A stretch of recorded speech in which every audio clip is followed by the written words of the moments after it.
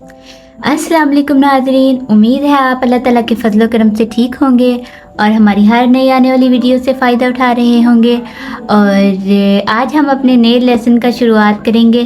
और इससे पहले कि हम अपना नया लेसन शुरू करें, आप मेरे यूट्यूब चैनल को सब्सक्राइब कर दें और मेरे चैनल को लाइक करें और मेरी वीडियोस को अपने तमाम जानने वाले और दोस्तों से शेयर करें जो कि मलेशिया की ज़ुबान सीखना चाहते हैं। तो learn native Malay language through Urdu Hindi. Free में लोकल मलेशियन ज़ुबान पर बोलना सीखें।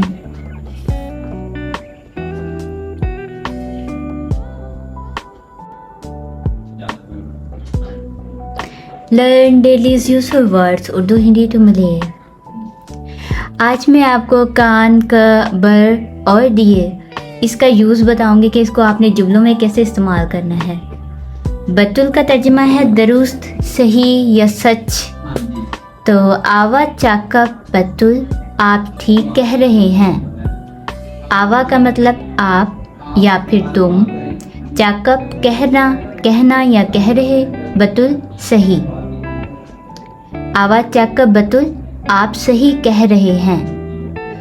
अब जो कान है कन, इसका तर्जुमा ऐसा इसके साथ मिलके बतुल के साथ मिलके ऐसा बनेगा कि इसे ठीक करो, यानी इसे दुरुस्त करो। अगर कोई काम आप कर रहे हैं उसको दुरुस्त करने के लिए आपको बोलेंगे कि बतुल कन इनी, ये आप इसे ठीक करें। तो इसको जुमले में अगर इस्तेमाल करें तो ऐसे, आवा बुआत इनी बतुल कन, आप इसे ठीक करें। आवा आप, बुआत करना, इनी ये, बतुलकन ठीक करना। आवा बुआत इनी बतुलकन, आप इसे ठीक करें। बतुल्क, इसका तर्जुमा ऐसे होगा जैसे आप हैरत से पूछ रहे हैं, यानी कि आप कोई ऑफ़र आपको मिलती है, जैसे बतुल्क, इसका मतलब वाकई। जैसे हम उर्दू में एकदम से हमें कोई ऑफ़र की तरफ कोई खुशी की खबर मिले तो हम कहते हैं वाकई, क्या ये सच है, ऐसे करके। बतुल का वाकई। तो बतुल का को इसको तर्जमे जुमले में यूज़ करें तो ऐसे होगा, बतुल का यू चाका पिनी बारंग मुरा। बतुल का वाकई, यू मतलब तुम या आप, चाकब कह रहे, इनी ये, बारंग सामान, मुरा थोड़ा, मुरा सस्ता, यानी कि वाकई या फिर ये सच है आप जो कह रहे हैं कि ये सामान सस्ता है, सस्ता लगा या कोई ऑफ़र लगी है उसके बारे में, इस सामान के बारे में। तो फिर आगे आ जाए, आगे है बर का कुछ ख़ास तर्जुमा तो नहीं है, लेकिन जो ये जुमले ये वर्ड्स के शुरू में आता है, यानी कि ये लफ्ज़ से पहले आता है। जैसे बतुलकन कर्जा इनी, ये काम सही से करें। तो इस फॉर एग्ज़ाम्पल अगर आपने दूसरे लफ्ज़ों के साथ भी बर यूज़ करना है ना, तो लेकिन काफ़ी लोग यहाँ पे यूज़ करते हैं बर का। तो जैसे बर तुरुनन, बर जलनन, बर जंजी। बर तुरुनन का मतलब होता है उतरना, तुरुन का मतलब भी यही है कि नीचे उतरना। अब अगर तुरुन का मतलब ये भी होता है कि चलो या फिर इधर को उतर जाओ, या मैंने अगर उतरना है तो मैं कहूँगी साया ना तुरुन बावा, मुझे नीचे जाना है। यानी कि अगर आप बस में ट्रैवल कर रहे हैं तो आप बस वाले को ये कह सकते हैं, साया ना तुरुन बावा डब्बन, जहाँ भी आपने उतरना है, यानी कि मुझे थोड़ा आगे नीचे कर उतार दो। तो इस तरह। और बरजलनन गली को कहते हैं, बरजंजी वादा। तो ये जो बर है ये शुरू में ही आएगा, इसी तरह ये लफ्ज़ों के शुरू में आता है, लेकिन इसका कोई ख़ास मीनिंग नहीं है, इनके मतलब नहीं है इसका। लेकिन यहाँ पे मैंने देखा है कि मलय लोग बोलते ज़रूर हैं। तो आगे आ जाते हैं, आगे है दिए।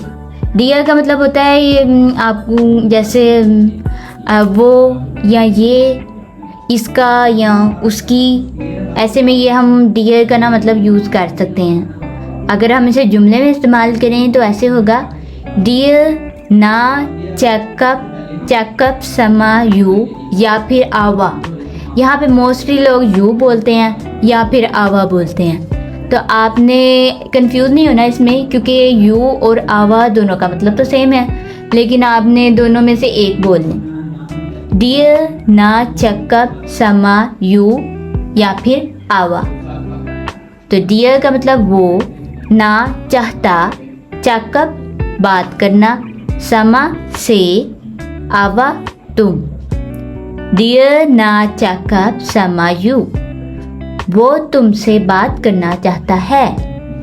आकू मैं, यानी कि आकू का तर्जुमा होता है मैं, या साया का मतलब होता है, उसका भी मेरा ही होता है तर्जुमा, लेकिन साया में मैं या फिर मेरा, उसमें ऐसे भी तर्जुमा आ जाता है। तो आकू जो होता है वो सिर्फ एक इसीलिए यूज़ होता है कि मैं या मेरा, ये भी ऐसे सेम ही है, साया की तरह ही है। आकू ना चाकप समा यू या फिर आवा। आकू मैं ना चाहता, चाकप बात करना, समा से, यू तुम, आवा का भी मतलब तुम ही है। आप इन दोनों में से एक यूज़ करिएगा वो बात करते वक्त। तो आकू ना चाकप समा यू, मैं तुमसे बात करना चाहता हूँ। कामू, कामू का मतलब होता है तुम। कामू ना चाकप आपा, तुम क्या बात करना चाहते हो। कामू तुम, ना चाहते, चाकप बात करना, आपा क्या।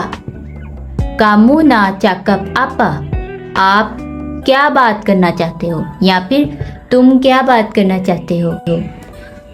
कामी या कीता, ये दो वर्ड है लेकिन इनके मायने बिल्कुल सेम है। इसका मायने है हम। कामी की ना चक्कप समास्यापा, हम किससे बात करना चाहते हैं।